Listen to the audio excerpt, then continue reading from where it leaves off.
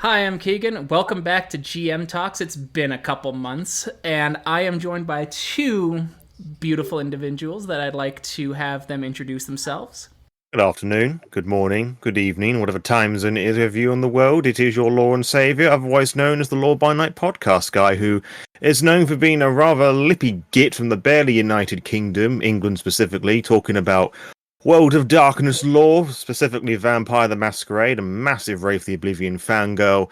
And over the last couple of years, I have sort of gained a somewhat of a spicy reputation for being a loud, lippy git saying particularly scathing comments of our favourite World of Darkness creators.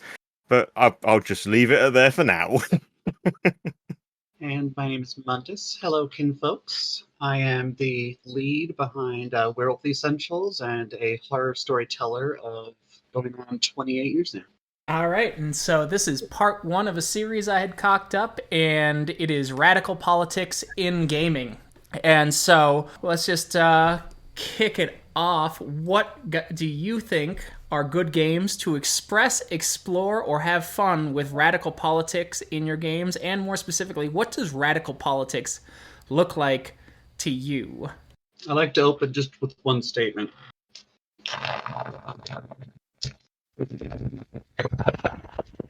Politics are kind of fucked right now. Right? So for me, I think about a few games, but I think I actually want to start a little bit in the past. Have any of you lovely folks ever played a game called Paranoia? I have heard, or but never are you played. not at the appropriate rank to know about it? Again, I've heard of it, but I have not experienced it yet. Oh goodness, my age is showing. So, Paranoia is a game in which you play members of a military force.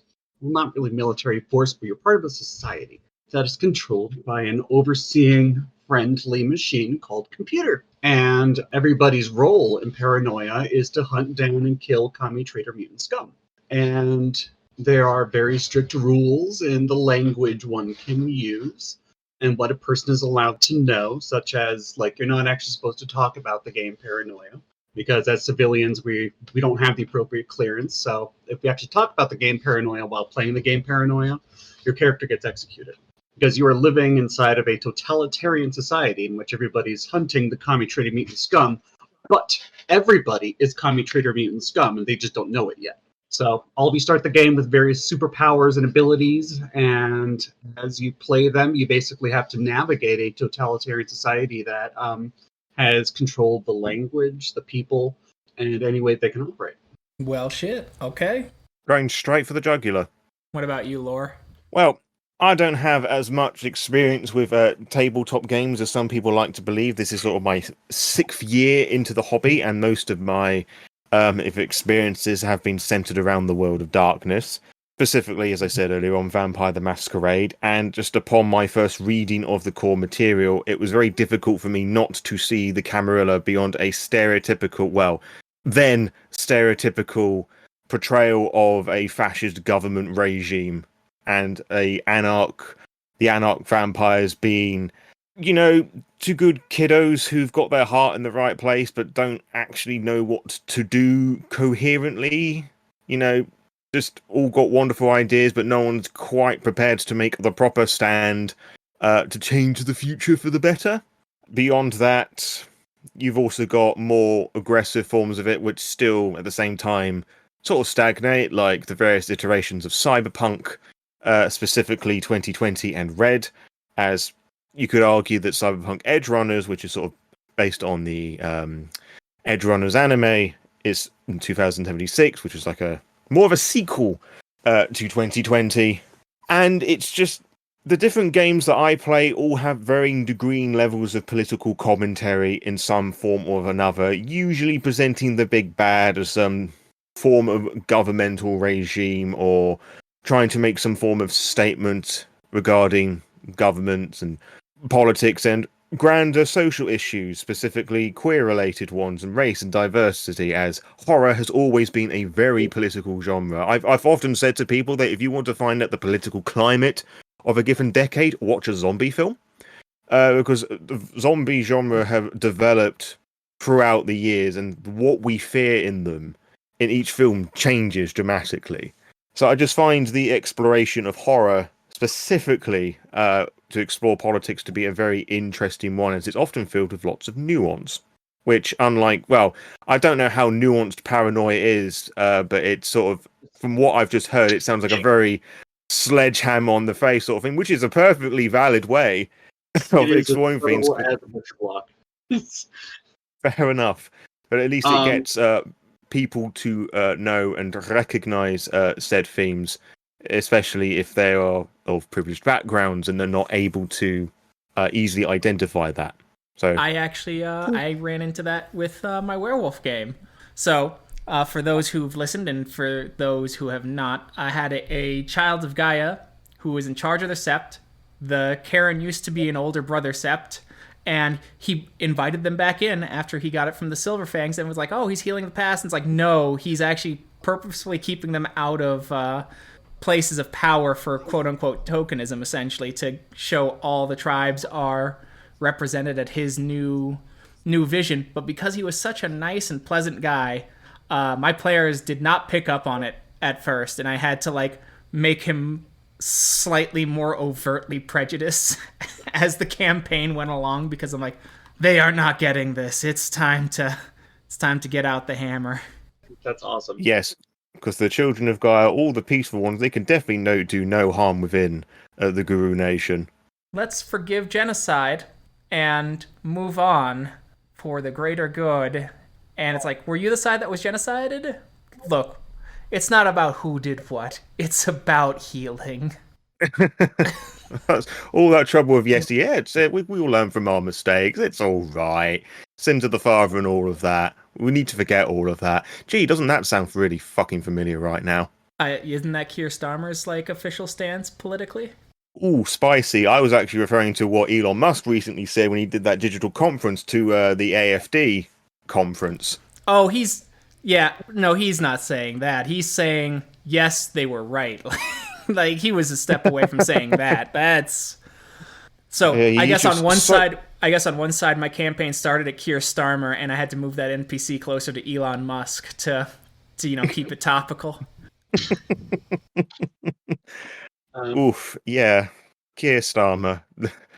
Borderline Conservative Party light. Like, everyone I know and their mother voted Labour because they wanted the Conservative Party out. Well, you've just voted like Conservative person in. Please, can we not do political voting, even though voting in itself is a very political thing? Can we employ our brains, please? Please? No. But actually, another game idea that I've done is to make D&D more political with the classic alignment system. I wanted to go into that with you. That was one of the things I've been holding back on. I just want to open up that, with rules as written, you can find politicians in the monster manual. They're already there. Yes, you can. But more specifically, rules as written, the alignment of good comes from good gods. They're the ones who determine that level of morality.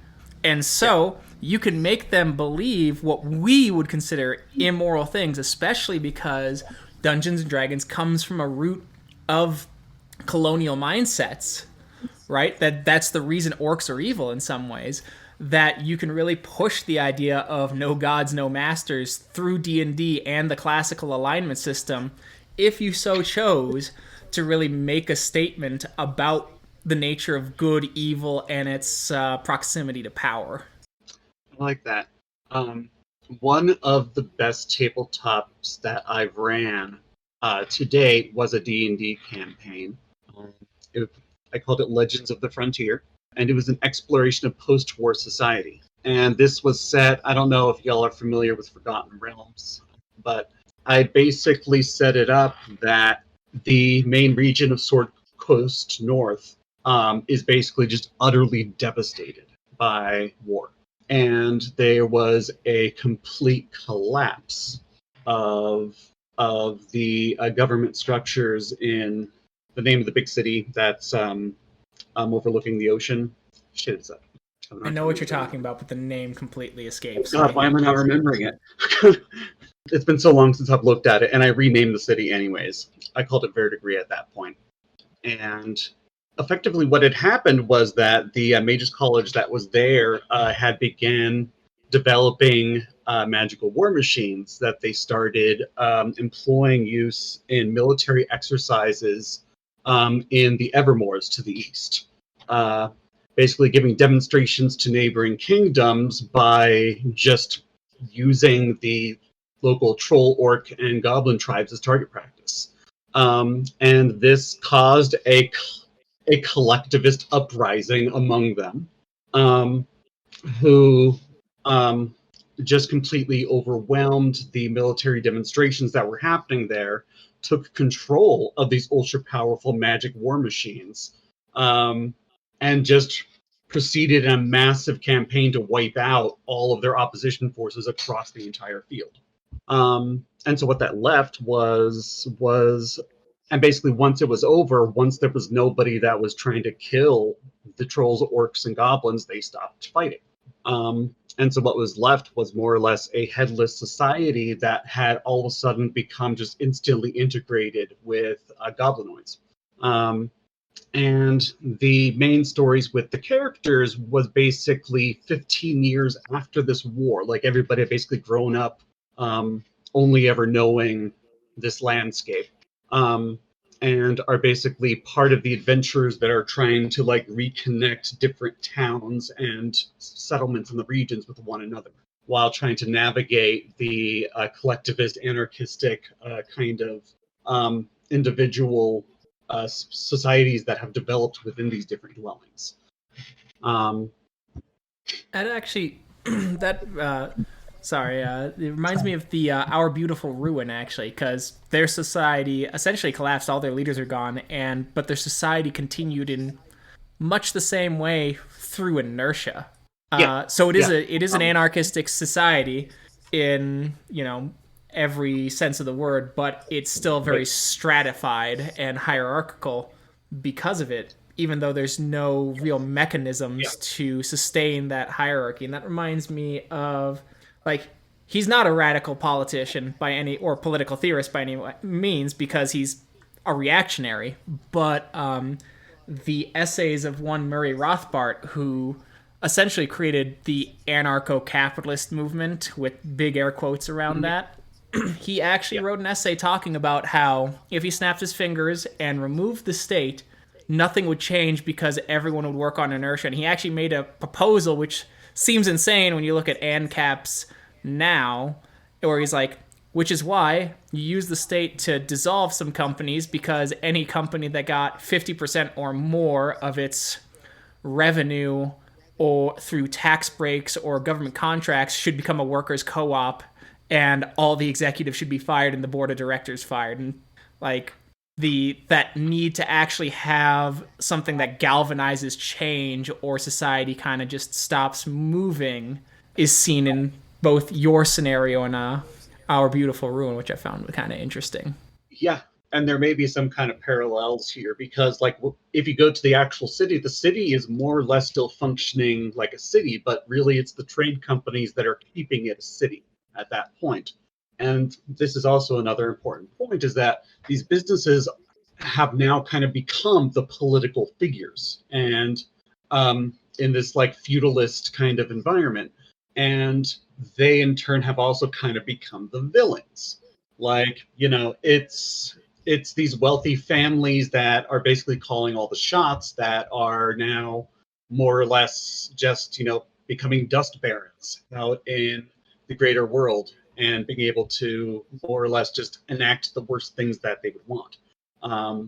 And so that's where the main villain comes from, is somebody that grew up ultra powerful, was forced into a particular role, and they of course liberated themselves from the role, and very valid, happy for them, living their truth. But their living their truth is basically their attempts to now supplant the gods with their own, and basically with no governing body. The only people that are aware of this happening is the player troop. Like, and they're saying, oh shit, there's nobody at the helm. Oh shit, there's a slot invasion coming. Nice. Laura, do you have any fun political stories in games that for us? Well, nothing as grand as that, I have to admit, although being able to do something so large scale and interconnected like that sounds like an absolute dream. It does, just a little side tangent, something I'll probably do more than once on this episode, is that it kind of illustrates the point that politics really does dictate pretty much every aspect of our life. What we wear, how we wear it, where we drive, how we feel, what we don't feel, what we believe and worship. I mean, religion and politics have been doing hand jobs since time immemorial, and we benefit a lot from different elements of politics for bits we do like, bits that we don't like. And really, at the end of the day, everybody does love politics. And just listening to all of that and just remind a little bit just how a little frustrating it is that you get people who say that they don't like politics when really they mean they don't like certain aspects of politics. And unfortunately, that sort of gears towards a specific mindset of individuals where, unfortunately, it will usually be somebody who is queer, disabled, woman presenting, of color, disabled, or heaven forbid, he says in apostrophes, a combination of all the above. And it's just a bit sad and rather silly, he says, with the greatest amount of British understatement that he possibly can muster. But to answer the original question about political shenanigans in stories, most of my games have been one-shot, so they've all been rather, well, really small and contained. But throughout last year, I was running a vampire game set in Chicago by night, the staple of Camarilla politics, apparently. And my players had fun doing their own little things and following their own goals and whatnot, as well as the main plot, which took on a bit of a sandboxy sort of approach. Because my method of running games is throwing shit at the wall and seeing what sticks. And they kept grabbing all the bits that did stick, which is fantastic. And it gave them a lot to work with. But they kind of made them realize very quickly that they were very much incapable of making any big sweeping differences. One of the players was of Clan La Sombra, and I'm not quite too sure how well versed your listeners will be with the La Sombra, but not wanting to make any assumptions, they are a clan of vampires who, well, really in its most basic form, are the Night Clan. They can manipulate the shadows and the darkness around them, and that's fed into their clan weakness, as it were, like a mishap, a fault in the supernatural blood, as it were. And throughout most of the course of vampire history, they've been sided with the borderline heretical warrior group known as the Sabbat, who want to take out the vampire founders, the antediluvians, because they think that everyone else is their puppet, which they may have some points there. And in the 5th edition of Vampire, which is what we were using, the La Sombra, who are the heads of this faction, decided that, you know what, our little experiment is now going under. We're taking just under half of our clan with us, and we're jumping ship to our enemies to try and further our goals with the winning party. And obviously, this clan aren't liked very much. Well, none of the clans are particularly liked with each other, but the La Sombra specifically are not liked very much. They have a whole set of rules depending on which city you are in the world. Ben, just touching on the idea that I described a moment ago, what you can brace, how you can brace, the conditions, etc., and so forth. Like with Chicago, you have to basically kill your sire or another elder, which is an older vampire for a specific age bracket, in order for somebody else to be embraced. And one player wanted to try and experience all of that as a La Sombra that's coming straight fresh into the Camarilla. So I made some adjustments to the Chronicle, the Sacrifice, which is the playable version of their indoctrination into the Camarilla. And by the end of it, they were sort of putting their hair out a little bit because they were experiencing that no one could trust them. They had this bit of small little microcosm of power, and they could do a little bit within the realms of their own powers, and they controlled this nightclub, and they're very good at ripping people's arms off. It was sort of a running joke that whenever they got a particular type of dice roll known as a messy critical, which is sort of a success, but the perks of the blood took over sort of thing. What would happen is that they just wouldn't get any trust, and any official titles were placed onto them was more to keep a chokehold on them. And I believe said player was under the impression that, oh, if I had done this clan instead or another clan, I would have a different experience. It's like, no, because I run Vampire very much in the sense that you are the neonates, the young ones. You still got a lot to learn and prove. You don't really have that much control, and you do have the foot of the elders like pressed firmly onto your neck. Sure, you will have your victories, and you will be able to, progress and gain these bits of power, but there is always somebody stronger than you with a lot more influence who can come taking that all away. This La Sombra character also had a lot of money. I think at one point they had like 4 or 5 dots in resources, which is obviously the amount that they could muster through some shenanigans they got up to. But that caught the attention of a very wealthy vampire who controls basically every bank and bit of money flow in that city, who, to get their attention, just took all of that away, just to get them to sit down and talk. And Chronicle just sort of went on a little bit that they had to do these favors for them, and they would get drip fed some of their money back just to keep them in their good favor. So lots of little microcosms there, as it will, rather than this big sweeping pantheon, as it were. But I suppose, in a sense, it's not too dissimilar, because you still have these people who are still acting under the specific regime within the Camarilla, because it's a little different wherever you are in the world. And everyone who's ruling it is basically a different god, essentially, that you have to face. And some of the vampires are demigods anywho from their power levels, and a couple of those are controlling everything, and nobody else knows about that because of what's the word I'm looking for? Convenient plot shenanigans. So was quite a lot to keep them all busy, and they sort of realizing that there's just more to vampire than being sexy badasses with the occasional katana. I did think you were going to say cope for a moment when trying to describe which is also not inaccurate. But no, I think that's basically my attitude with a lot of it as well. Like, well, this is what you signed up for. As I said, I will let you have your little victories and whatnot, but at the end of the day, you are, especially with that particular character who wasn't that old, you're just going to up your dosage of copium. Right. And I think vampires specifically, a lot of people miss out. And I think V5 in later books tries to cut it out a little bit, is how much vampire was a satire. It was a satire of like 90s corporate culture, 90s like hierarchy, like people, that was starting to be the age when people were supposed to start retiring, and they just stuck around. And finally coming off the heels of Reaganomics, the Democratic Party becoming more conservative, things like that. And so it took all these aspects of American business culture and turned them up to 11, and then created this kind of like gothic fantasy around it. But it, like, when you read the books, like, some of the lines that are very funny, some of them are very clearly intended to be so, because it is supposed to show how much of a farce these systems are when you take them to their logical conclusion.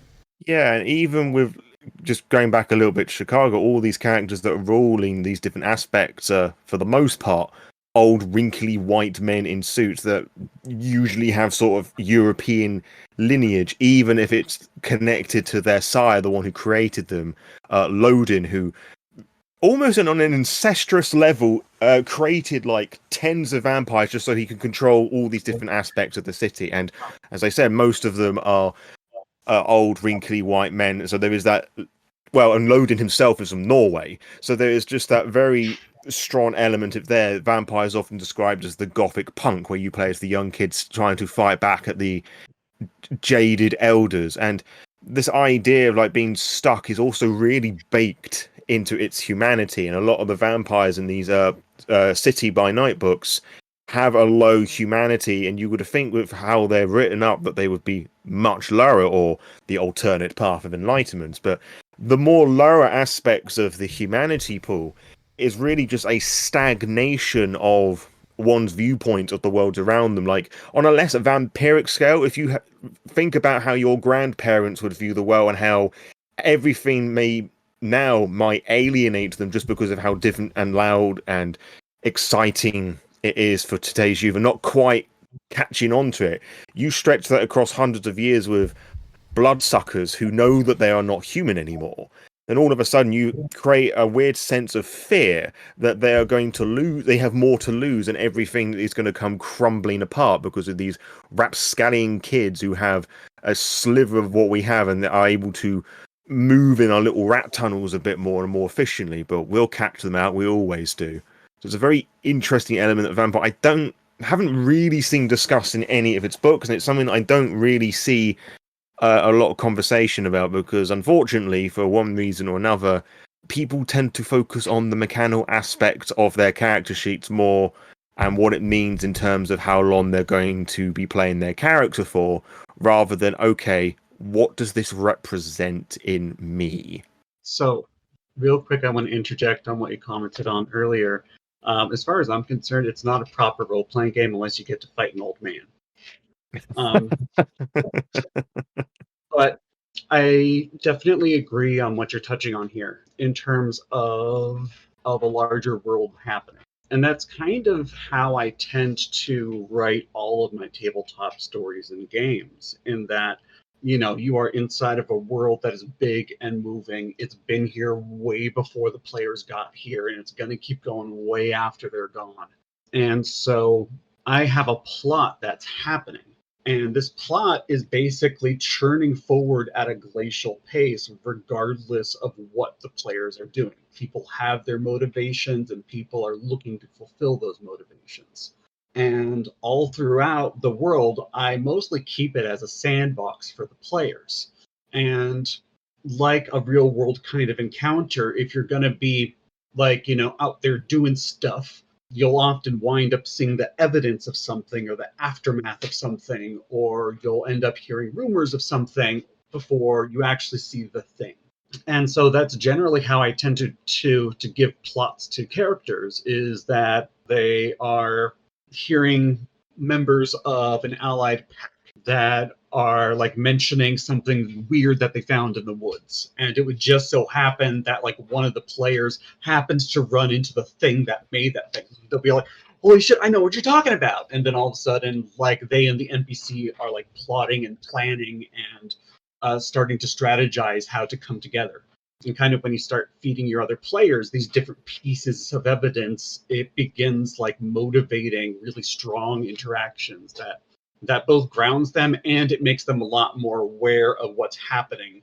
And, you know, when they ignore that kind of thing, it's like I said, time goes on regardless. So they start seeing the consequences of their actions manifesting before them. Like, all of their decisions are going to come to their logical conclusion and then continue past that. And it tends to make my players a lot more proactive in paying attention to what's going on. Actually, thinking about the whole La Sombra thing, just to backtrack real quick, is I wonder if it was intentional, but I doubt it. I think it was unintentional, where killing elders and things like that. I wonder if that was some sort of meta commentary on American immigration caps from, quote unquote, you know, countries America is not a fan of. I wouldn't be surprised if that was the case, knowing that Matthew Dawkins was one of the people that worked. Matthew Dawkins worked on all the clan write-ups up until the Companion, so that would be the Ravnos, Zamitzi, and Salubri, which is such a weird collection to have in a book together. So it wouldn't surprise me if it was not a deliberate action, that it was just an unintentional one because of the very political figure that he is. I cannot remember the name of the woman who co-wrote The Sacrifice. It's Clara something or another. And it's real. I can see it in my head, but I could not tell you how to explain it. And I know a bit about her and how, again, political that she is. So it wouldn't be at all surprised that if that was intentional. And of course, well, Onyx Path as a company themselves are very political and very open about that. And despite their failings, do try and be inclusive and think outside the box of their themes rather than the sledgehammer approach, as it were, which definitely has its values, of course. But I wouldn't be surprised, basically, if that was intentional, one form or another. But I don't have any conclusive evidence to say yay or nay. And to Mundus's point, I've been thinking about that because a big thing with mine is when you motivate your players, especially with games that are political, and especially if you are with players who may be on the fence, be the quote unquote enlightened centrist at the table, being able to draw inspiration from real life atrocities, not do a copy paste, as that always feels exploitative to some degree. And I've towed the line a little bit. I'll admit that I am imperfect in that regard, but being inspired and then just going, them thinking how horrible it is, and you're like, oh yeah, I got it from X, Y, and Z, and using that motivated player to solve a problem in game to become motivated to seeing the research behind it in post game talks would be interesting. I think I've started doing that a little bit with my players because I don't think it's just my game. Obviously, they're their own people, they live their own lives, but engaging with something like this and them asking questions post game, like, oh yeah, that was on NPR, or yeah, read this story here, it was on the BBC or something like that, and them kind of like digging into it and seeing that I downplayed it a little bit. Like they bombed Cop City in Atlanta in my game, so, and they're like, that's terrible. I'm like, yeah, it's a real thing. They're building it right now. They did X, Y, and Z to protesters, and they're like, what? Here's some sources, like, and using that as a vessel. But I was wondering if either of you had done something similar. If Mundus, you had, since you've had more experience. I know that Lore has been mostly doing one shots, but So there's currently, like in my hometown, there is an effort to transform one of the buttes that overlooks the town into a gravel pit. They want to blow up a mountain that like overlooks the town, and it's like, this is a mountain town that like its lumber industry like died out in the 90s. It's gone. So we rely on touristry and like mountain bikers, hikers, hunters, campers, things like that to like generate our revenue. So the idea of, this local winery blowing up the mountain in town would basically decimate the industry and like bankrupt the town. Like there's literally nobody in this town that wants this. Like even the mayor and the city council are all like, hell no, hell no. But because it's just outside of city limits, it's mostly a county issue. And so this winery has been trying to make this happen since like 2014, 2015, and it keeps getting shut down, but it just keeps pushing it through, all the meanwhile trying to pack like the county commission with people that'll eventually sign off on it. And so I made that like 1-1 an issue at my tabletop. What ended up happening is they ended up leveraging information against the winery owner to stop the blowing up of the thing. But in the story, they ended up trying to do it anyways because Pentex and shit. And so that ended up turning into a like mountainside showdown, like against a bunch of Fomori. Nice, yeah. I've had what did I call them? Because all companies in my chronicle have made up names, every last one of them, so that you can't tell who's a Pentex and who's not, and I can, still not get sued on the off chance like Walmart listens to my game. Yeah, I'll do the same. I absolutely do the same. Yeah. But like I had like Tropical, I think, and they were running their shipping company out of the Colorado Springs airport and clogging things up and overworking air traffic control.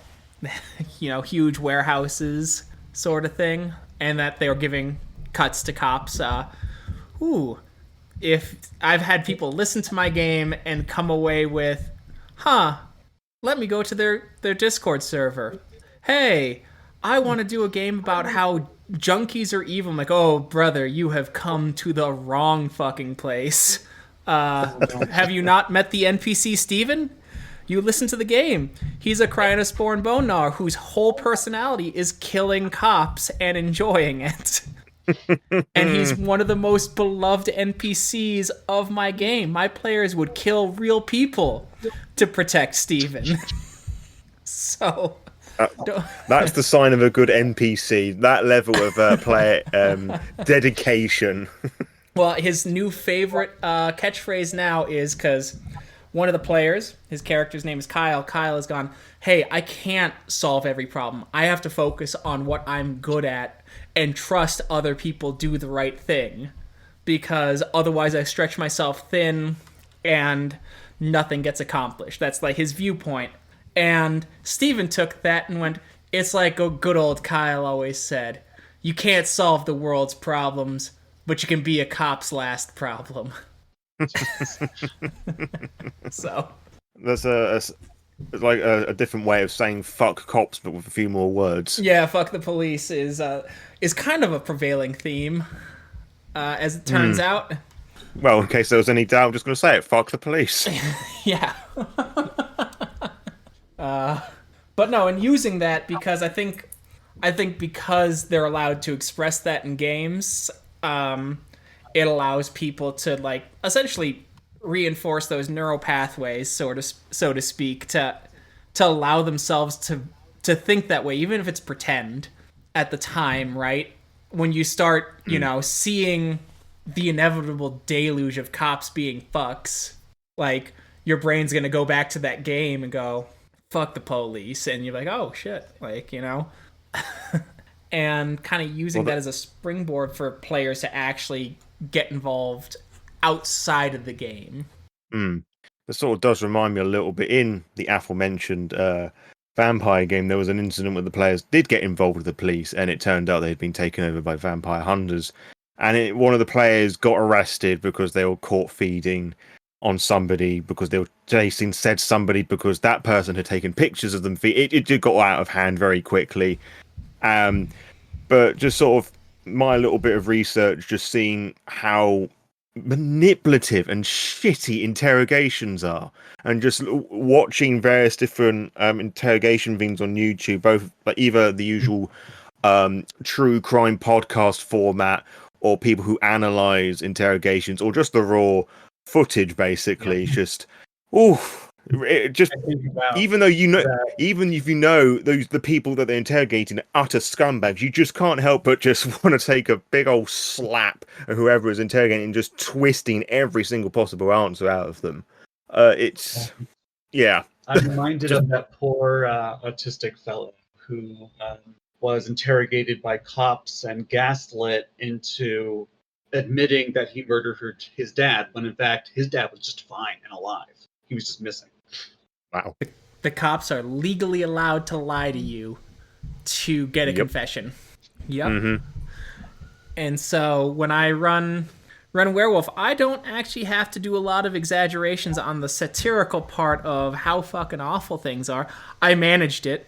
Hawaii got a nuke went off in Hawaii recently, and the government is suspending habeas corpus of terrorists and suspected terrorist sympathizers in my chronicle, which, I also predicted an economic collapse happening in 2 months. So if I was prophetic, I'm sorry. He's an impressive talent, that's for sure. I actually think it's kind of eerie how eerily accurate Artel Soren's games with Cyberpunk 2020 about the disintegration of the state of America was in various different places. I'm not familiar. I do remember reading in a Pentex book once, though, where it went, Pentex hasn't run any politicians because though Americans say they want a businessman or America to be run like a business, they're not quite ready for a businessman just yet. And I was like, whoa. Just makes you think that just the amount of shit that they put out into the world, but they haven't quite ascended to that level of personal evil. One thing that you noted about like not having to put in any effort to show how like awful oppressive systems can be, that's kind of why like with if I could just pitch for a sentence, I kind of shifted the theming of Werewolf Essentials away from gothic punk, simply because it seems that like most of the things that we wrote down about, everything's so dark and horrible in the world, like it seems to have all kind of come to pass. And we're all kind of living it now. And that kind of takes some of the novelty out of it, like as like this disturbing as it is to say. And so one of the big shifts that I've made is towards something more familiar that I call dark surrealism, which is where you present something that is completely familiar but deconstructed and changed and alienating. Um, it's it's something that's also become a big theme in like TV shows and movies lately, where they present just an absolute crazy world that is familiar and yet so jarringly different that it's almost dreamlike. And that is kind of like a wider or a larger trend in gaming, I've found. I spoke to Eddie Webb and Dawkins about this before, is like some games that were built on nihilism are becoming less nihilistic because that novelty of nihilism is gone. Just straight up gone. Like some of the stuff in Werewolf the Apocalypse is dated not because of some of the 90s isms, but though it is, it's that it's like the world is doomed, all this, and there's nothing you can do anyway. Now there's a way you can make that interesting with a anarcho-nihilist lens, which is you actually believe the world is fucked, but fighting capitalism and the current status quo is justifiable and worthwhile in and of itself, which is not really where Old Werewolf was. But even Call of Cthulhu, I don't know, like if you read any of the adventures, if you read like some of the older adventures, it's like, yeah, and you're fucked, and the Elder Gods will come regardless and all that. And a lot of them, that tone has changed almost completely to, hey, it was hard won, the threat is still out there, but you've won and survived for tonight, and that victory is worthwhile in and of itself. And just noticing this trend away from that nihilism because this world has become so nihilistic. Yeah, that's very valid. It's the constant battle with a lot of these, particularly horror games. Sort of going to put Cyberpunk in there for a little bit because it's constantly these little micro victories, and you're your own personal heroes. You're going to trust yourself and your friends because constantly nothing really seems to change. If anything, things are getting worse no matter what you seem to do, which I suppose in a sense does enter some level of nihilism, just thinking of what's the fucking point of it all. But it's just do what you can really to push forward and just not be trodden on and have what little hope there may be just squash out of you. And in a sense, I feel that a lot of these games are very cathartic in that sense because players have a lot more, well, agency in the world in which they live in. That is, if you've got a fair games master who will allow that to happen, to an extent, of course. Well, and you get to be a main character, I think, is what adds to it. But Mundus, I see you wanna say something. Yeah. One of the really kind of cool consequences of taking this kind of approach is that like I've seen like at my tabletop like instances of like slice of life moments and characters just doing simple things to interact with each other to find their joy is going way up at the tabletop. It's when a person is like when they're with their pack and they're out in the woods, I usually make sure that most of their encounters are the kinds of encounters that they're barely surviving. And I'm not a fan of cheap deaths, so usually when somebody at the sept passes away, it's usually in some really heavy and devastating way that, where the pack have those moments where they're like alone and separate away from the shit. They're doing a lot more camaraderie kind of building stuff. And it's created some very interesting dynamics because I've started observing like characters that are being role played like your typical queer person today that's despairing in the face of fascism, and then you see everybody else at the tabletop rallying around them to uplift them.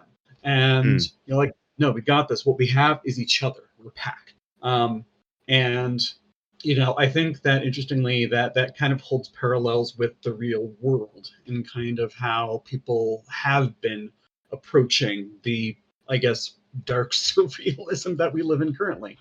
So I was just going to say that, just sort of talking that slice of life theme and the queer themes there, it just sort of also touches upon the concept of the found family, that the group, whatever the game world calls that, just having their little family together who, they argue, they support each other, they love each other, they cry and they laugh together. And with the whole role-playing thing, I mean, I haven't been around long enough to back this up with any facts other than from what I have observed and read and seen online, that the role-playing element running alongside the whole critical role boom with these actors are very good at bouncing off of each other with the ad lib, and they're good friends, so they have that level of confidence with each other. And just seeing as the world is slowly falling apart and we're not having as much control and trust in the things in the real world and the people around us, just having these little pockets of make believe, things that we care about, things that we can fight for, being the main characters, and all the rest of those things. Just it's quite nice to see. It's a lot of it that you don't, as a games master, don't really prepare for either. Like, you prepare for all the bits of drama, the intrigue, the things that are going to break them down, and yeah, it will always be the players that will find a way to sew itself back up together, even if they're just barely hanging on with bits of blue tack and a bit of spit. They still manage to find a way. And even if you've got character concepts where there's a bit of conflict going on because of things that happen in game concepts and all the rest of it, it's rather inspiring, really, when you have a good group or groups that just sort of gel well together. That with all those little concepts, it sort of encourages you just to keep on going and throwing shit at them, basically. See if they throw it back twice as hard. My entire last game session was literally the entire pack just having dinner together. Like, we didn't go anywhere from there. They were so just engaged in the interactions with each other. And it's like, I'd have like NPCs from different packs like filter in and out to like keep people interacting. But beside that, we practically had a bottle episode in a game session. It was wonderful. That does sound nice. Unfortunately, I'm not familiar with No Cheap Deaths. I did kill one of their favorite NPCs with cancer. I'm a monster. I am also a fan of being ran out of rage. She's in her 80s. She had cancer as a bone gnar elder.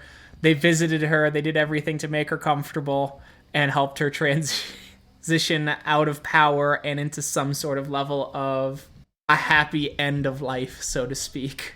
Oh, that's a little wholesome. At least, you fucking monster. I am a monster. I won't deny it. I've said it before. I gotta say, like, it's not really a proper game unless get everybody's little dolls on the carpet, stick them in a jar, and just shake them up to the because that's how you do. Well, you also get like the straight face and like, will this kill the person I love? I don't know. Will it? You tell me. Yeah. Make your roll. I have some characters in my tabletop that I was devastated by their deaths. Actually, one of the character deaths at my tabletop was like so thoroughly devastated, I canonized it in the game world now. It was so unexpected too. I tend to install kill switches in my games that basically, if an NPC runs into this thing, there's no way they're going to survive it, because it's a very useful narrative mechanism when you need that to happen. And basically, this character ran into that mechanism accidentally, like very early on in the game. And their death was so thoroughly devastating and unexpected to people that it changed the entire course of the story. The Zadok of the pack, like, that was their mother that died. Like an Arun child of Gaia. And he entered a deep depression. The Arun of the pack was with this NPC when they died, and like the way that this NPC died, they literally just collapsed on top of the character while they were incapacitated on the ground. It's, I forgot where I was going with this, but when you get characters really invested in those kinds of things, it can be really fulfilling, because although everybody was like absolutely devastated by the death of this person, everybody like just agreed there's no other way it could have gone, Yeah. And I think it made for a hell of a story. And I think that goes into the next thing I've been thinking about is, I don't know if you've all noticed this, for more long running groups, if you have a long running group, you become closer friends with them unless the person kind of like has to get bounced from the group, obviously. But you become closer, and I've really been playing with the idea of tabletop as a form of community building and mutual aid growth, because then you Absolutely. you use that as a springboard, right? And more importantly, it's a way to teach people conflict resolution in essentially a horizontal power structure, because you know sure, if the DM doesn't run the game doesn't happen, but anyone can become a DM. You are not married to your GM unless, you are legally. And so I've been thinking about that, and I've been thinking about more on why I kind of have a disdain for the platforms, so to speak, of like your D&D Beyonds and even your Roll20s, being that it and your the commodification of game mastering, because like you got to make a buck. Like I get that, but also because it now becomes a transactional relationship, and especially for 5e, because of such a there's such a DM shortage, you've created a much more transactional space for the hobby, and thus you remove some of that community building element. I wondered what your thoughts on that was, to the both of you. I'll slide in with my thoughts because as somebody who's done the transactional side of games mastering, it's as you put it, it was a need to make a buck, and it was something that I was made aware of. Oh, this is something that people can do. I think that's kind of a little impressive that people can make a bit of a hustle from whatnot. And I can understand from the community element of it that it doesn't really help at all. But I suppose if, hiring a freelancer for some other form of creative gig, it sort of sits in that level of it. And I also suppose I have the interesting angle that I did this a few years into content creation, where people did have this sort of respect and like and admiration and all the rest of that iffy parasocial relationship stuff that I've never really encouraged, but I'm just acknowledging that it's probably out there existing. That people were more on board and excited and friendly to doing with that. And I also went into said thing, keeping things pleasant and upbeat, not wanting to be an asshole and making sure that everyone around the table is having a fun time. And I typically don't run a lot of session zeros, just because I find that a lot of that typical session zero discussion happens within like group chats and whatever, and people who I've played with and run games for are naturally bouncing those ideas off of each other. So in a lot of my circumstances, there hasn't been a need to organize like a proper get together and talking about this, that, and the other. Plus, it's often been the case of what I've put on some form of ad.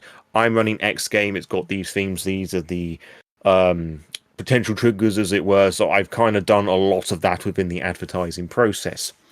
I've also, slightly adjacent to that, done plenty of actual plays, where I feel that is where I was at my most distant from creating a community friendship thing. Again, being nice and wanting to make friends, and there were people that I had made friends with who some of acquaintances now. Some wish they had never met me, but that's a conversation for a different time. Don't worry, the feeling is quite mutual.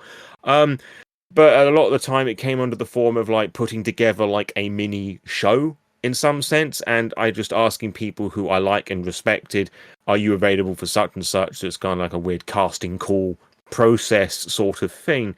And then recording it, put it on the show, and then just getting very disappointed because the numbers didn't quite meet my expectations of it.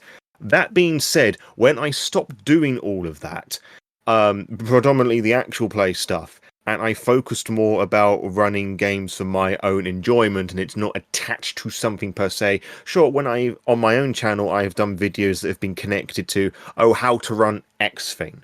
But it's always in my mind doing it because I want to do it. And I've oddly found that doing sort of videos like this is a great motivator for me to run these things, because then I actually have to give it some focus rather than just being a billion dreamscapes, as it were. But when I have started to focus on it and being more just doing it old school and doing it with speech marks there, which is such a weird thing to say, I guess. I found that the environment was a lot more enjoyable. Again, I liked creating those safe, happy spaces, and I think people had a great fun time. And to this day, there's some of those early games that I ran where I hear from every so often from the people who played it, well, those that are still willing to talk to me, that is, and vice versa.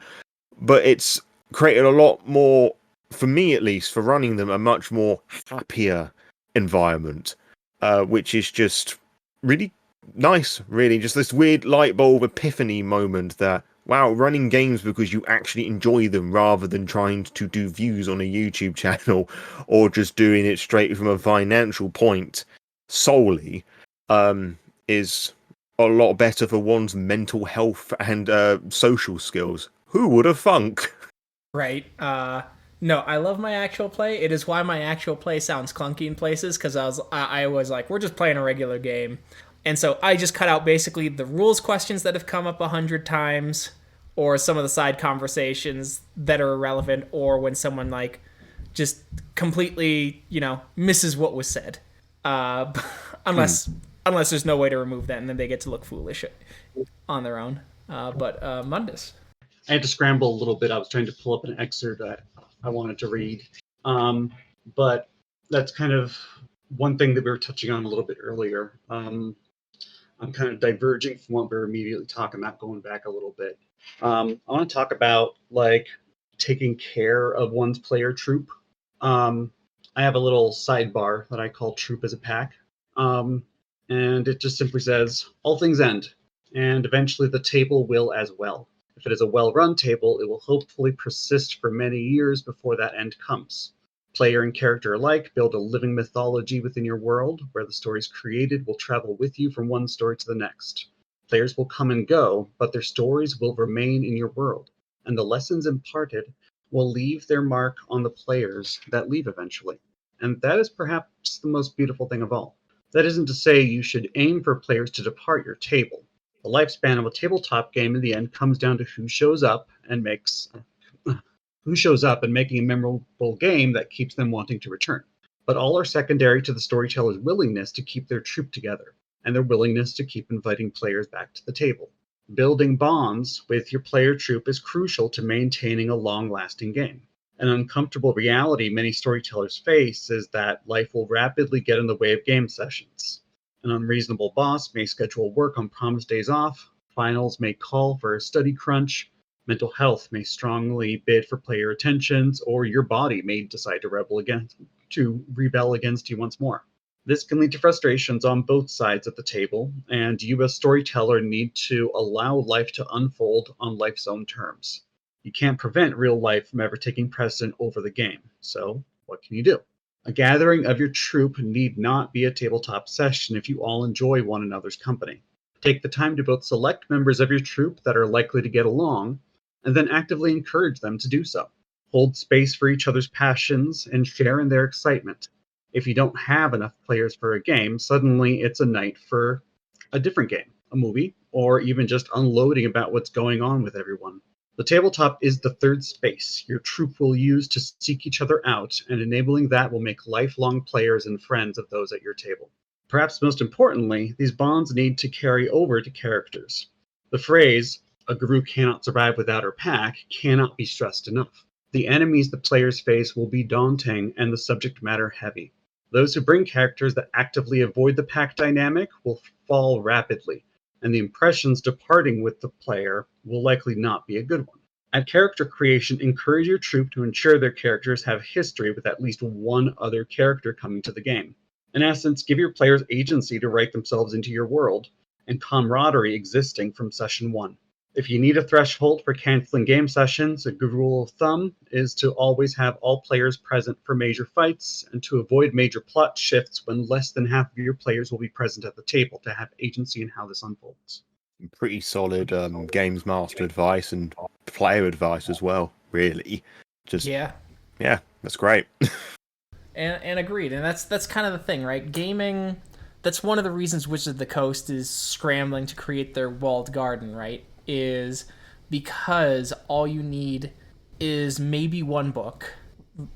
You don't really need the book at the end of the day. There's enough shit out there that you can make it work, right? And it's a game that it's a hobby that doesn't have to be constantly monetized. And you should pay your authors though. Like, let us be clear, tabletop books are grossly underpriced because people do not pay their authors enough.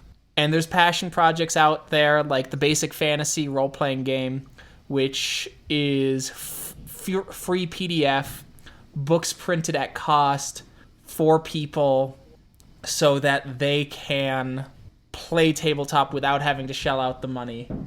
But like, that's the thing, and that's why I like tabletop so much, and I think I've always been so drawn to it, is the books are nice. Like, I'm a book goblin, as you two can see behind me. That's just a fraction, but it's a whole thing about you only need one book, a couple hours, and people, and I think that can transfer to other skills, especially in organizing and kind of like pushing political actions to like at least slowly dig us out of this this shithole we're in right now. At the very least, survive it. Exactly. Yeah, for me, tabletop games, it's not something, as I keep saying, it's not something I've been in part of for very long, but not that the listener can view it, but to my right there is a very tall bookshelf with a large source of World of Darkness core and source books, most of which are printed on demand. Some of them are original prints found from generous sellers on eBay. Like, this bookshelf was bought specifically to hold these books, and most of it was full by the time I got it. And I spent the last couple of years rejigging space and getting rid of old things I don't use so much anymore to accommodate these 50 Shades of Horror experiences, basically, and Pendragon. It's allowed me to... I've always wanted to write a book, like a story, but I have a few ideas and I can never focus long enough, like that classic neurodiverse idea, like I'll hyper focus on this thing for a few days, but if I skip it for one day, I have lost all interest and that child is dead for me. And it's tabletop games have really helped me to, put all these ideas in one different form or another and come up with a bunch of new ideas, as well as I'm constantly inspired by these different takes and opinions. And controversial take, back in the day when Twitter wasn't such a massive shit heap and I started using it more frequently as like a promotional tool and just seeing what the rest of the TTRPG sphere and its varying communities are up to, that in itself just sort of helped me open my mind's eye a little bit more. Not to say that I was like a raging fascist or anything, no, but there was clearly huge gaps in my knowledge. And I'll give one example that was a fairly recent one. As the years have gone by, I have loathed the royal family as a concept more and more by years. Like, growing up as a kid, loved it. It was really cool and saying, oh, we've got a king and queen. Oh, we get time off of school because it's like the queen's birthday or whatever. And seeing like the various Jubilee celebrations on TV and like Britain's best musicians and artists and whatnot performing. And when Philip died, the former King Charles, like King Philip died, whatever, and just seeing the result that pretty much all of Europe had in response to it. I laugh at it now, but I remember just feeling a bit surprised by it all. Not as, again, this was not at a point where I was like a huge royal fanboy. As I said, I felt very jaded with the idea, which is a bit of a surprise because of this entire upbringing that one as a British kid did. And it just sort of made me think, why is that? And then I remembered that so many countries in the world have got our flag on them still. And it sort of made me reflect just how poor history, learning history at school is, because you learn a bit about the Egyptians, you learn about the Romans and the Greeks, which for some fucking reason are interchangeable here. Then you have this huge gap, and then you learn a little bit about Henry VIII and his many wives. I was lucky enough to learn about the Victorian era, but there was this huge few hundred years that, where England was off colonizing and conquering the world that just so happened to be missed. And then when you choose to study it at A level, which is sort of like college, which is for the Americans high school, I believe, if I've done that correctly, you learn more about the Cold War. And I don't know what happens thereafter, but they're just huge gaps in our education just to, forget we, the country, have done some really fucking horrible things here. And we're not a The great entire country 20th by any century. means. The Sorry? entire 20th century after, like, everything after World War II didn't get taught in my school when I was growing up. Like, basically nothing modern, no current events whatsoever. I didn't even know about Vietnam until I was an adult. Right.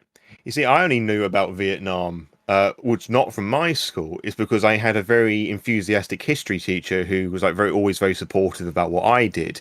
Who was also my geography teacher at school, so there's a bit of a weird crossover. And my mother, who studied history at university, it was her special interest as well, and she also has a degree in politics. So there's quite a fair amount that I've picked up from her, but it's just very little of it has been picked up from school. And the more grounded social elements that have been missing has all been gained up by communicating with the grander TTRPG sphere, which fortunately, from my experience, has been very left-leaning. So just being able to open one's mind eye to these other experiences and just learning more about different queer cultures, because for most of my life I've been sort of hiding in the closet but trying to trick myself that I was straight when I'm very much not. Very happy and open bisexual now, but that just wasn't the case. Huzzah for being educated in a private all-boys school that has very strong Catholic leanings as well. Like every Monday was a very religious experience, which again, I didn't have these different upbringings and themes sort of in my life, and just sort of like doing a bit of catch up, as it were. It's sort of, and all of that has been through this medium of rolling dice and coming up with weird stories together. And in my experience, some of it's been, well, all of it's been horror related, where we inflict levels of trauma upon the characters, not the players. Just want to highlight that. It's weird, but very wholesome at the same time, where prior to all of that, I did have a TTRPG experience, which is, I don't know which edition it was. I think it was 4th. It was Dungeons and Dragons, and I thought it was the most boring piece of shit, and I was never going to touch the medium again, because I just made the assumption that it was all like that. But no, all I needed was to find Bloodlines on PC in 2019, which led to LA by Night, the actual play, and the rest of it has sort of led me to this point, taking up your podcasting space. So I'm going to throw it to someone else to waffle about it for a moment. Well, yeah, I started on the 3.5 era. Taught myself 3.5, which was not a fun task. But I enjoyed the game. 3.0 here. Oh, yes. But yeah, did 3.5, played through that, all that, and my town was tiny. I just looked it up on Wikipedia. It is currently sitting, and they have a greater area, so it's closer to I think 1,000 people, but in the town proper there's 143 people since the last Census Bureau of where I grew up, for the sake of understanding how rural I grew up was. In my school, after elementary school, they collected the elementary school students from 3 towns to a city, big old air quotes there, of currently sitting at just shy of 8,000 people. And so it was smaller when I grew up, obviously. So, I didn't come up with perfect ideas either. I grew up in a place that was, and still is, to be fair, incredibly conservative, super Republican, all that good stuff. There are Democrats and liberals there, certainly, but they are in the minority, and I know because my father served in the military, and he got called a communist for not liking Donald Trump and a traitor to the U.S. at one point in a bar by some fucking 90-year-old piece of shit. Also, someone I met in a bar in Colorado Springs, they seemed cool, and then apparently they went up to the bar my parents went to, and she yelled at my mom because all foreign-born women are stealing up all the good military men, because my mother is German. So, Wow. for a for like a reference of like where I had to come from and where I am trying to go. Like, it's not to like pat myself on the back, but it is trying to give some grace to people, right? In all of our little journeys. I try and engage in good faith in the comments. I have banned a couple fucks, but not as many as you would think on both the Facebook and the YouTube. But no, I think gaming really helped a lot, and it did create this kind of space to explore and think outside of myself. And then when I went to college, it allowed me to just go to random people that I met in class, connected over it, and then got completely different perspectives in my life to help shape me and, pull me out of where, the soil of my upbringing kind of thing would let me grow. Yeah. I guess like if you just want any indication of where I grew up, have either of you read The Grapes of Wrath? Nope, but I have No. heard of it. Yeah, heard of it. I think I was supposed to read it for school once, and I dropped that class. Well, that's where I grew up. I grew up in the place that was written about. Damn. So, but yeah, I'm thinking about it, and I know, Mundus, because you have Werewolf the Essentials. It's on pause now, right? I think is what you said. It's on a temporary pause. Yeah. The writing is effectively done on it. It's just with the general state of everything in the world. The entire staff that's working on this thing, we're all queer. We're all terrified, and we're all kind of focusing on a lot more real life stuff that's happening. Mostly making preparations and trying to make sure that each other is safe. So the book is temporarily on pause, but we're looking for. We're basically shopping around for somebody that can take it past the finish line. It's mostly just layout work at this point. Gotcha. So it's if things in the world change, we'll probably get it out sooner. But for the time being, we're all kind of focusing on surviving. No, that makes sense. And I was wondering because I think, especially now, I think those games that are overtly political and overtly about hope, right? Hope and fighting in the face of things to survive and even to change are important, because I don't think art intrinsically changes the world. I think art reflects it, and people change the world, and if they're receptive to it, they're receptive to it, and they might have been receptive to a conversation as much as the art itself. But I do think it has a place because it allows those people who could act an avenue of connection to collectively do something greater outside of themselves.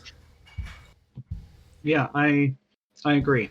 And that's a lot of that's been motivating a lot of the writing that's been going into Werewolf the Essentials.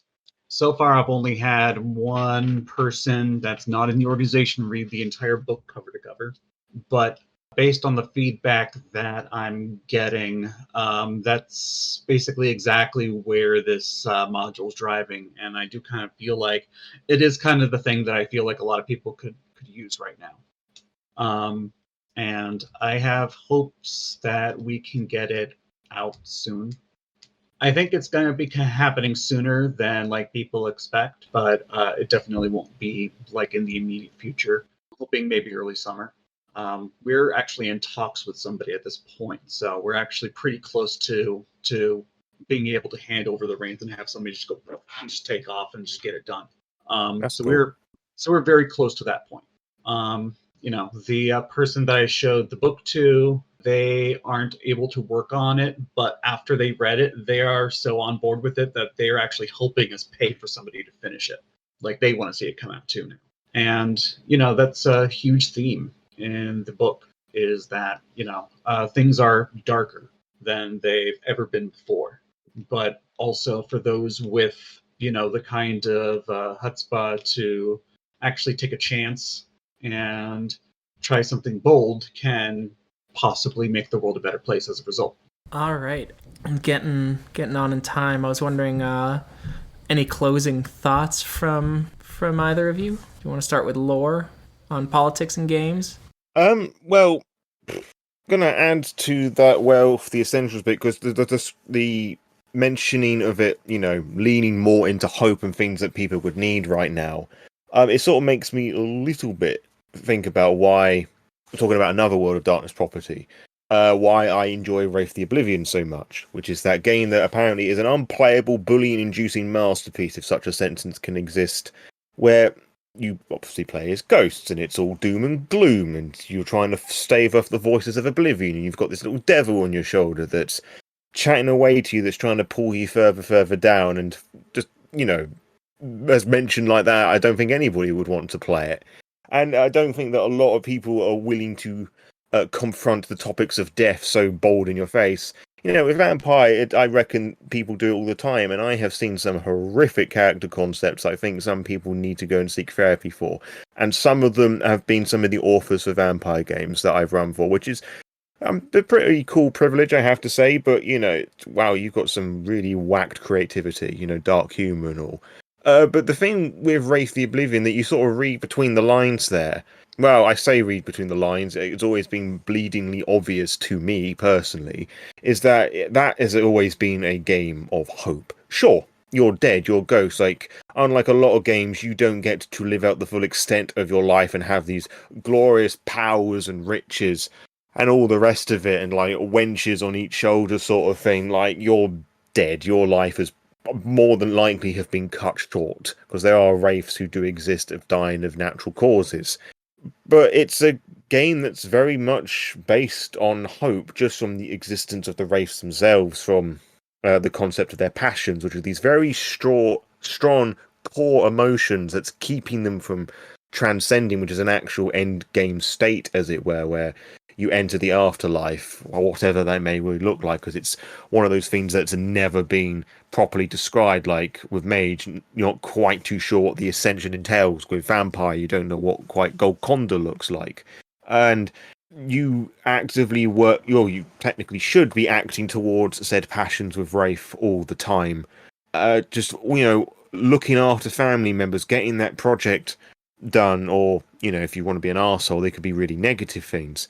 And I just find that really inspiring, that this puts a very interesting spin on the goth. I've always think that Wraith leans far more into the goth romantic rather than the goth punk. Yes, there are very strong elements of punk if you want it to, fighting against this great continent-spanning empire that is Stygia. But I just think it's really cool in a far more, well, debatably subtle way that you have these means of fighting against the resistance, finding these closer families, and dealing with the darker demons inside of you, and confronting those darker emotions of you, the things that you don't quite to admit, which is sort of borderlining Persona 4 levels of cringe. But it's sort of a valid point that we all have those things we'd rather not tell people about, all those things that we don't like about ourselves, and thoughts and opinions of how we would want to address things if we didn't have society to slap us across the face for behaving incorrectly. And I just wanted to bring that up. It's got nothing relation to really most of what we were talking about, but I think it touches upon some ideas, and I'd be damned if I didn't mention Rave at least once tonight. That's fair enough. How about you, Mundus?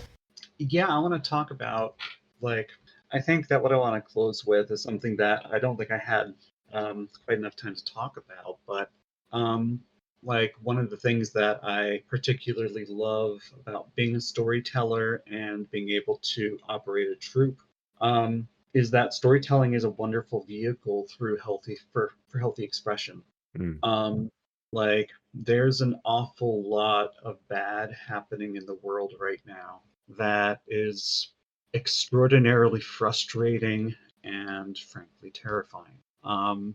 And I think that a big part of not letting this stuff drown a person alive is actually paying attention to how they feel about this thing and admit those feelings and let them be felt.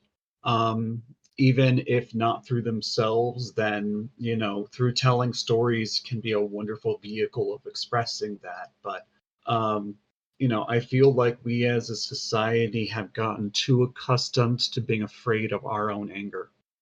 it's an uncomfortable feeling that everybody that's alive feels, that we tend to run away from like a drunk that entered the room. And I feel like storytelling, taking care of your troops or your players, who by extension are your friends, your family, your community, turning your care towards them and using your anger as a vehicle in your storytelling can be a wonderful way to just simply keep your head above all the shit. That's pretty beautiful stuff. Yeah. And just sort of to add to that with reflection to stuff that's happening in the world at the moment, particularly in the US, that often does mean that making a proper stand, a verbal stand, and risking it all, really. And even in this time, like being a storyteller and expressing yourself in one form or another is, in a lot of ways, is dangerous for people. And I mean that in terms of an artistic expression, where we currently have many leaders across the world, particularly in the US, where there are certain ways that we're being told is incorrect, that it's immoral, it's all the rest of the things that we've been fed in memoriam. And just to touch upon something that's happening in the world very recently, the recent talk with Trump at Congress, like people were talking about Al Green, who like stood up and he called out Trump and, for lack of a better phrase, heckled him, just putting him in his place.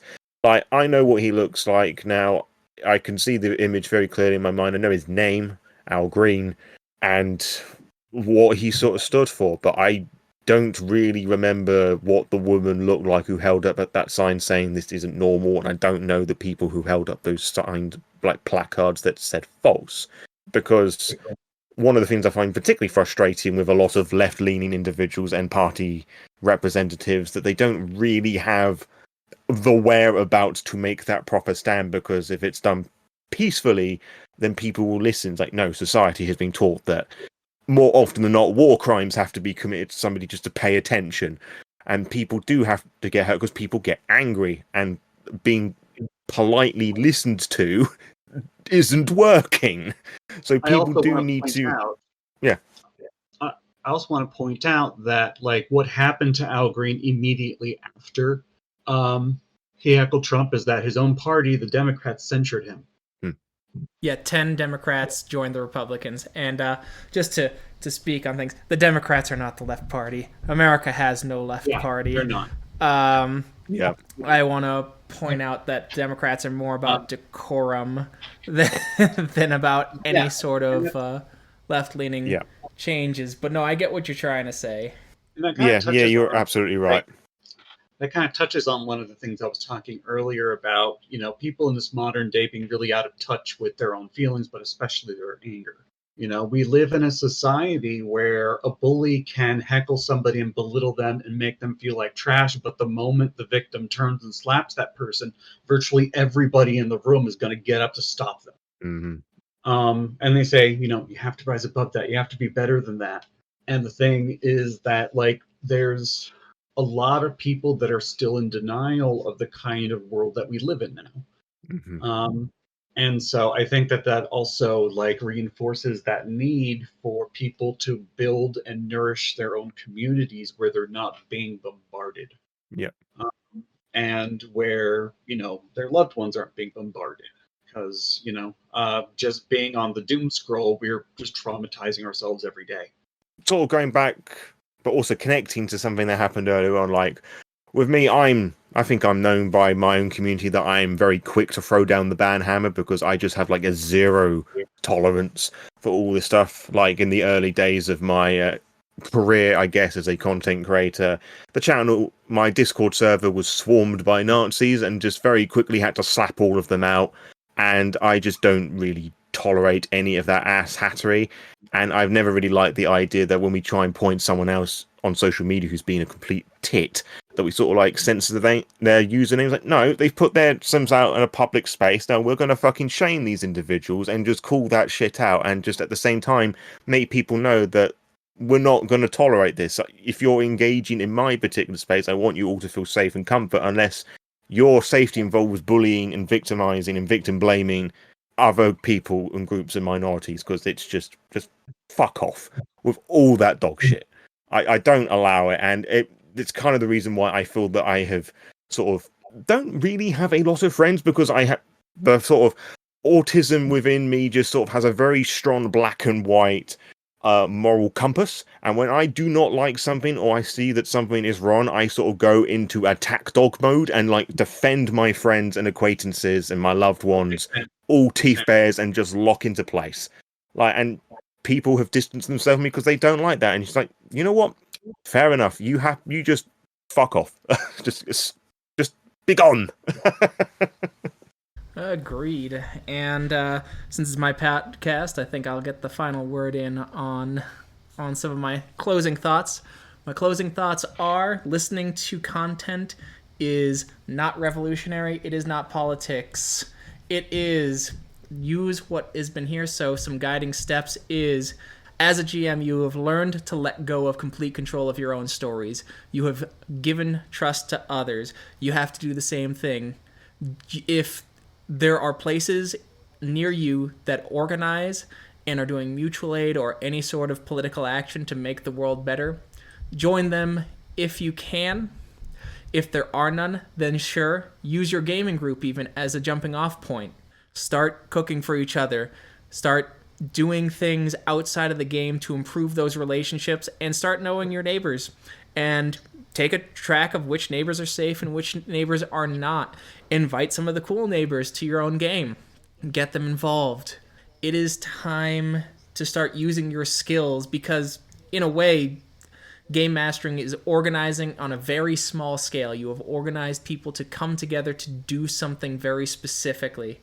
And it is your time to use that skill in this world, because at the end of the day, nothing's going to change if you sit and you post on social media. Nothing's going to change if you think Al Green is going to save you. He's not. And it's just a fact. You can't vote harder in the face of overwhelming and growing fascism. So Virtually everybody that I know voted for the correct people, and that's not enough. And post the outrage, that's not enough either. We need to take care of each other. Yep. And even if Kamala Harris won, here's the thing. My game predicted Kamala Harris would win, and it was wrong, and so I just made her more fascist, because here's the thing. The neoliberal order that happened before Trump was still a fascist order. It was a fascist order that just was more polite about its ongoing genocide and imperialism. And that's a fact. Trump's is more overt. It is more destructive, for sure, and it is going to hurt more people at home and all that. Trump is definitely worse, but do not fool yourself into thinking that the democratic order is not going to push another lighthearted fascist or fascist adjacent enabler to make sure that the American empire continues on and through. And with that, they're all lining up to save their own hides. Yep. And so with that, Laura, is there any place you want to be found online? Oh, that's a very interesting wording. Yes, you can find me on the vast majority of the social places, that being Blue Sky, Instagram, YouTube, as Law by Night VTM. It's all one word, the exception of Instagram, which is you've got underscores replacing the spaces. You can find me on the Law by Night Discord server, where I'm fairly active on there. And that's pretty much it, really. I just sort of exist on those spaces, just doing what I can, just looking after the people that I am blessed to have in my expanding community. And how about you, Mundus? You can find me on Blue Sky and Tumblr. Both of my usernames there are Song of Trillium. And if you want to follow Werewolf Essentials on both of those sites, I am also listed under Werewolf Essentials. Perfect. And I'm Keegan. This has been A Bunch of Gamers. You can find us on YouTube, Podbean, various other podcast areas. We're on Facebook. I'm finally on Blue Sky. I broke. It's a shame. But I was never on Twitter. I found it was a cesspool, and I was proven right. Good night, everybody.